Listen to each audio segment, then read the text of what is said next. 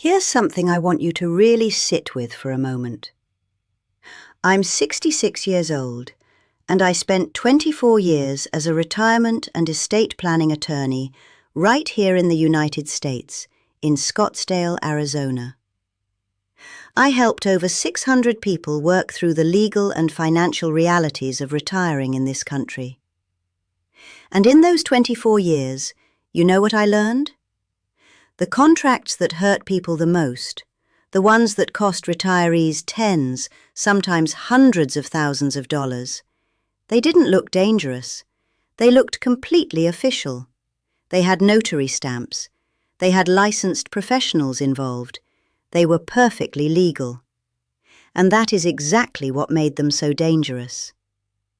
I retired 8 months ago, and I'll be honest with you, I started making these videos because I kept watching, from the outside now, as retirees continue making the same mistakes I saw play out in my office for over 2 decades. Today I want to walk you through 8 specific types of contracts that the wealthiest, most financially prepared retirees I ever worked with had learned, often after real, painful experience, to never sign. Now, the Consumer Financial Protection Bureau estimates that financial exploitation of older Americans costs somewhere between $3 billion and $36 billion every year. And the part that most people don't know, most of that money was lost through completely legal contracts.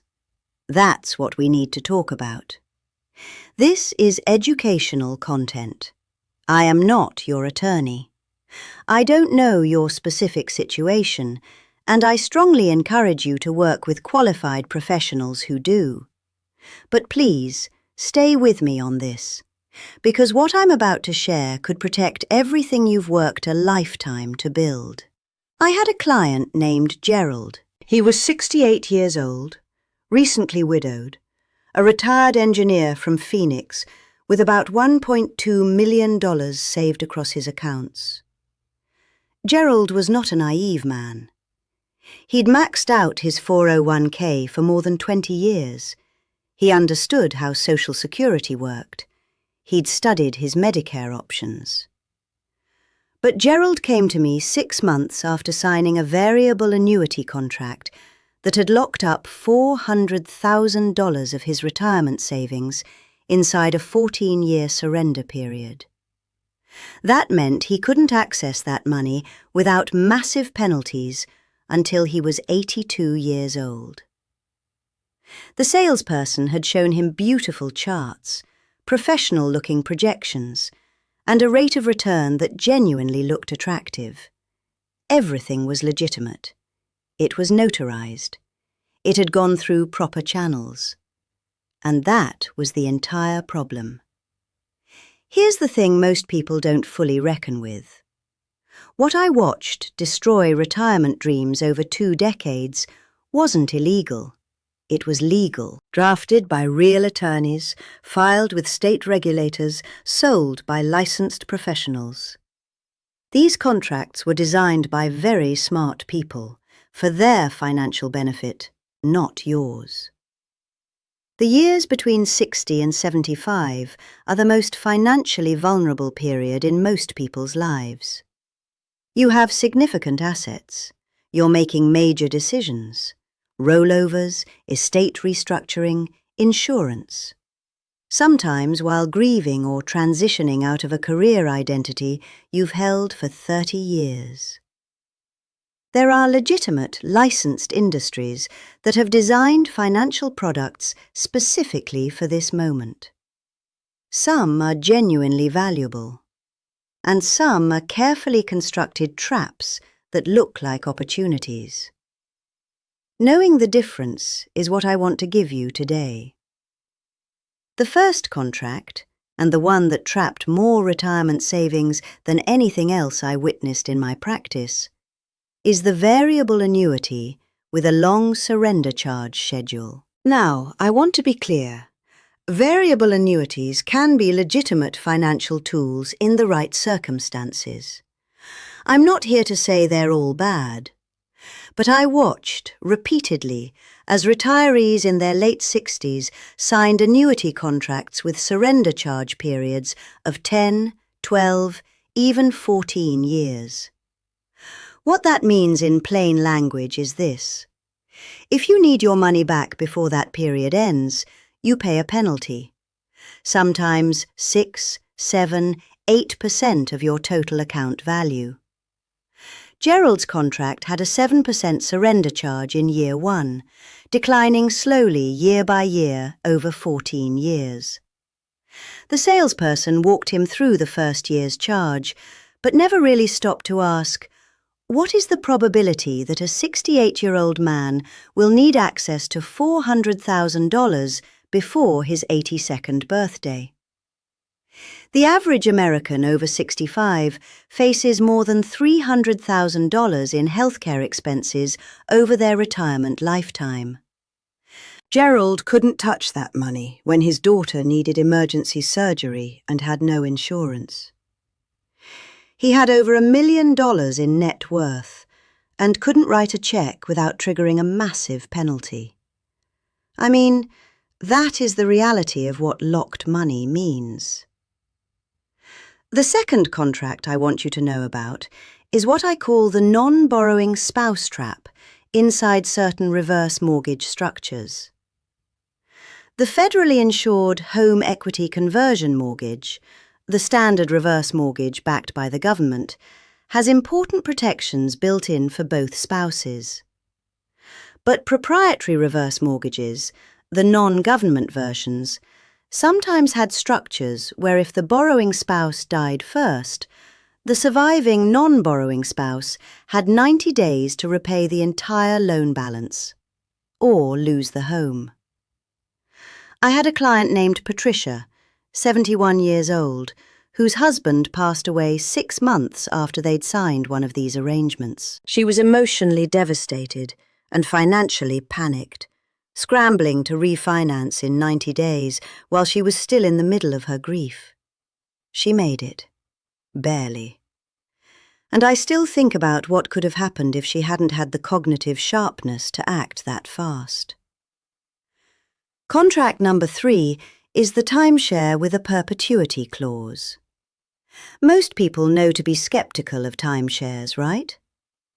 But what many retirees don't realize is that modern timeshare contracts very often include perpetuity language, meaning the obligation doesn't die with you. It transfers directly to your heirs. I had clients who signed at 63, thinking it was a manageable annual expense, something they'd enjoy for their early retirement years. At 72, with health limiting their ability to travel, they discovered they couldn't exit the contract. The resale market was essentially zero, and now their adult children were going to inherit the maintenance fees. Those children didn't sign anything, but legally they were on the hook. Contract number 4 is the life settlement trap. A life settlement, selling your existing life insurance policy to a third-party investor for a lump sum of cash, can genuinely make sense in specific circumstances. But the contracts that troubled me were the ones presented to people in their late 60s and early 70s at moments of financial stress. People being offered a fraction of what the policy would actually pay their family at death in exchange for cash right now. I watched a client sell a policy worth $300,000 in death benefit for a $30,000 cash settlement. He needed the liquidity. He got it. His family, when he passed 2 years later, never fully recovered from the financial impact of that decision. Now here's something I want to be genuinely honest with you about. In 24 years, I still had moments where I sat across from a client and thought, how did this intelligent, careful person end up here? The answer was almost always the same. They signed at a moment of vulnerability, without fully understanding what they were agreeing to. Not because they were foolish, Because these contracts are specifically engineered to be presented at exactly those moments. That is not an accident. That is a design feature. The CFPB reports that financial exploitation of adults over 65 costs billions every year. So much goes unreported because victims are embarrassed, and because the person who took advantage of them was often a trusted professional.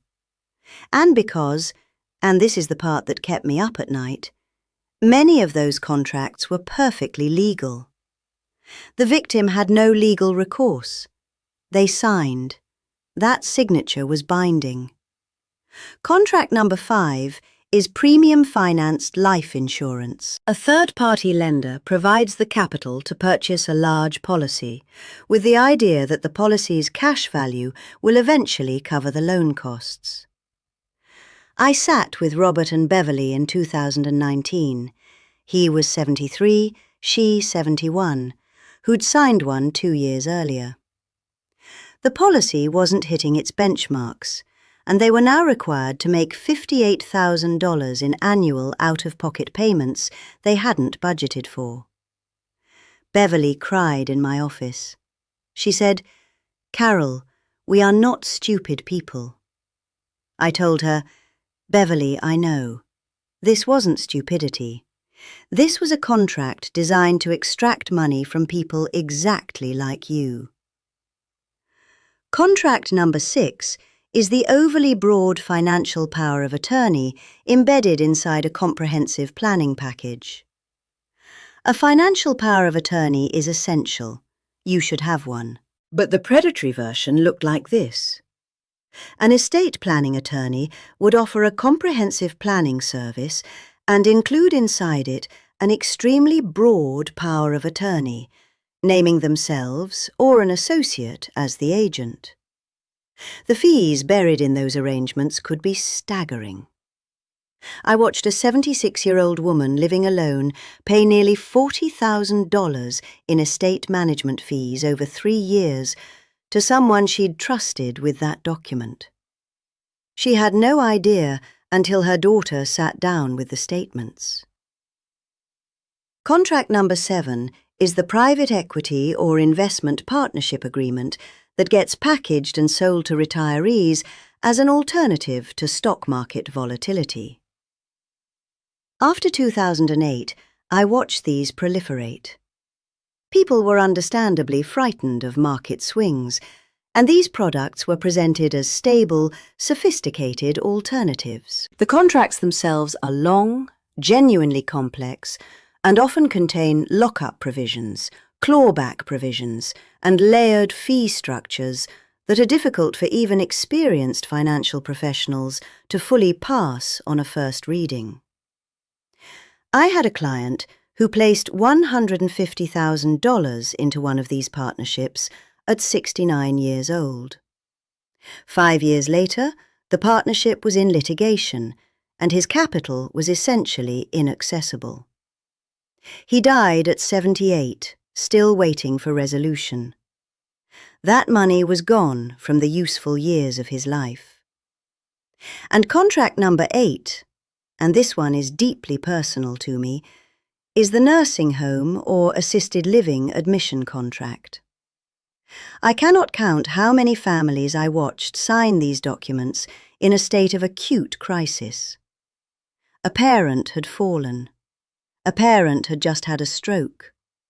The family needed to make a placement quickly, and the facility needed an answer today. These contracts routinely contain arbitration clauses that waive the resident's right to take the facility to court, financial responsibility clauses that can make adult children personally liable for a parent's care costs beyond what was initially agreed, and discharge provisions that give the facility enormous discretionary authority. These documents should be reviewed by an independent attorney before anyone signs them. But the family is terrified and tired, and the facility is saying, "We need the paperwork completed by tomorrow morning." If there is one thing from everything I share with you today, please let it be this. If at all possible, have someone with legal training review any care facility admission contract before your loved one signs it. That review can change everything. So where does all of this leave us? Because I'm not here to leave you afraid, I'm here to leave you prepared. And the good news is that protecting yourself from these 8 contract types is genuinely achievable once you understand what you're looking for. The single most protective thing you can do right now is establish a relationship with a fiduciary financial advisor and an independent estate planning attorney before you need them urgently. Not in a crisis, not when someone is presenting you with a time-sensitive opportunity, before any of that happens. When you're in grief or under financial pressure or navigating a major life transition, your brain does not work the same way. Your judgment is genuinely impaired by stress.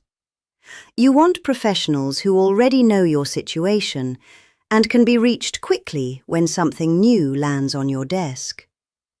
Second, you have the absolute right to say, "I need 30 days to review this." Any legitimate professional will honor that without hesitation. Any pressure to sign quickly is itself a warning sign. Legitimate financial opportunities don't evaporate overnight. Pressure to decide fast is not a feature of a good deal. It is a tactic, full stop. Third, before you look at any investment contract's projected returns, before you look at the fees, ask this one question first. What are the exact penalties, year by year, if I want my money back before this contract ends? Ask them to write it out in plain English. If they can't do that clearly and willingly, or if they seem reluctant to put it in simple terms, that response itself tells you something important. And fourth, this is something I think about every time I remember Gerald. Money that is locked away is not the same thing as money you actually have. Liquidity in retirement is not an extravagance. It is oxygen. The wealthiest, most genuinely free retirees I ever worked with over 24 years shared one defining characteristic. They were fiercely, deliberately protective of their financial freedom. Not aggressive, not chasing returns, just deeply clear on their right to say no to a bad deal, and on the understanding that the ability to access their own money was worth protecting above almost anything else.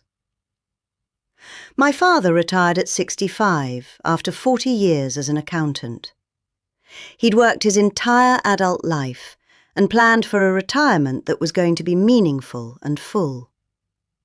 He got 18 months of truly healthy, active retirement before his stroke. 18 months. I think about that constantly.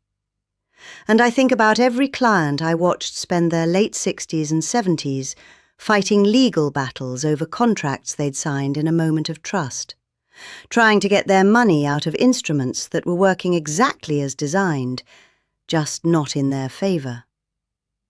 That time was irreplaceable. Their time was irreplaceable. And your time is irreplaceable. At 60, you have less than 1,000 healthy, active weeks remaining. That number is not here to frighten you. It's here to focus you. Protect those weeks. Protect that time. Don't let a contract take what you cannot get back.